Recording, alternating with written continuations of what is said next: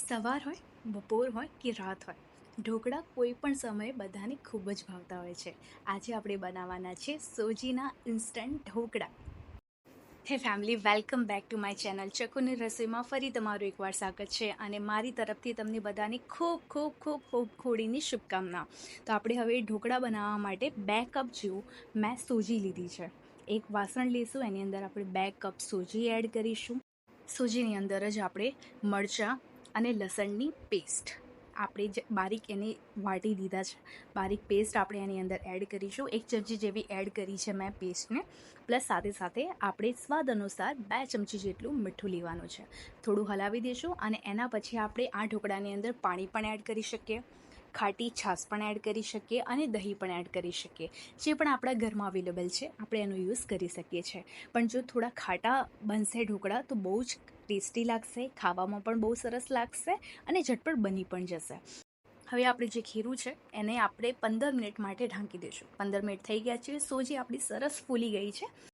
હવે આ સોજી જે આપણે ફૂલી છે એમાં આપણે 1 ચમચી જેવું આપણે ઓઇલ પણ મિક્સ કર્યું છે. મિક્સ કર્યા પછી પ્રોપરલી ફરી અને એક વખત આપણે હલાવી દઈશું અને હલાવ્યા પછી આપણે એક આખો ઈનો યુઝ કરવાનો છે. ખાવાનો સોડા પણ આપણે યુઝ કરી શકીએ છીએ, બેકિંગ સોડા પણ યુઝ કરી શકીએ છીએ. જે પણ આપણી કિચનની અંદર અવેલેબલ છે એનો યુઝ આપણે કરીશું. તો આપણે એડ કરી દીધું છે ઈનો. હવે આપણે વધારે મિક્સ કરવાની જરૂર નથી. સાઈડમાં એક આપણે થાળી લઈ લઈશું. એમાં આપણે અડધી 1 ચમચી જેવું ઓઇલ એડ કરીને ગ્રીસ કરી દઈશું, જેના કારણે આપણા જે ઢોકળા છે એ નીચેથી ચીપકશે નહીં અને સારી રીતના ઉખડી જશે ઠંડા પડ્યા પછી. તો મેં ઓઇલ જે લીધું હતું એને ગ્રીસ કરી દીધું છે. હવે જે આપણે બેટર તૈયાર કર્યું હતું એ આપણે થાળીની અંદર ટ્રાન્સફર કરી દઈશું અને થાળીની અંદર ટ્રાન્સફર કર્યા પછી આપણે ઓલરેડી એક ગેસના ઉપર એક મોટું વાસણ લઈને પાણીને ગરમ કરવા માટે મૂકી દઈશું, જેના કારણે જ્યારે આપણું બેટર તૈયાર થઈ જાય તો આપણે તરત જ એને ચડાવી શકીએ. મેં એક મોટું વાસણ લીધું છે. પાણી ઓલરેડી મારું ગરમ થઈ ગયું હતું.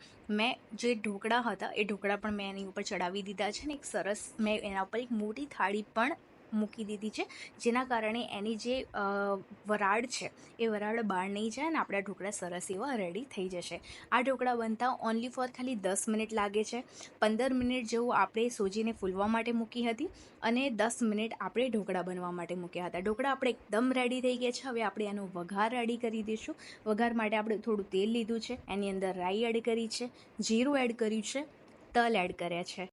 હવે આપણી આ બધી સામગ્રી એકદમ સરસ તતડી છે અને એના પછી આપણે આગળની 2-3 એવી વસ્તુ છે ને જે આપણા ઢોકળાની અંદર બહુ સરસ લાગશે. હા, એ પણ હવે આપણે એડ કરવાના છે. એટલા માટે વિડીયોને પૂરો જોવાનું ભૂલતા નહીં. આપણે હવે મીઠો લીમડો યુઝ કર્યો છે અને નાના ઝીણા બારીક મરચાંનો યુઝ કર્યો છે. આની અંદર ખૂબ જ ટેસ્ટી લાગે છે. એકવાર જરૂર ટ્રાય કરજો, તમને પણ ખૂબ ભાવશે. જ્યારે ઢોકળા હોય ને, ઢોકળાની અંદર જ્યારે આપણો વઘાર એકદમ સરસ લાગતો હોય ને તો ખાવામાં પણ ઢોકળા ટેસ્ટી લાગે છે અને જોવામાં પણ ટેસ્ટી લાગે છે. એટલે કે જોતા હોય તેને ખાવાની ઈચ્છા થઈ જાય છે. આ વિડીયો જે તમને ગમ્યો હોય તો ચેનલને સબસ્ક્રાઈબ કરવાનું ભૂલતા નહીં, લાઇક કરવાનું ભૂલતા નહીં અને એક સરસ એવી મજાની કમેન્ટ કરવાના ભૂલતા નહીં.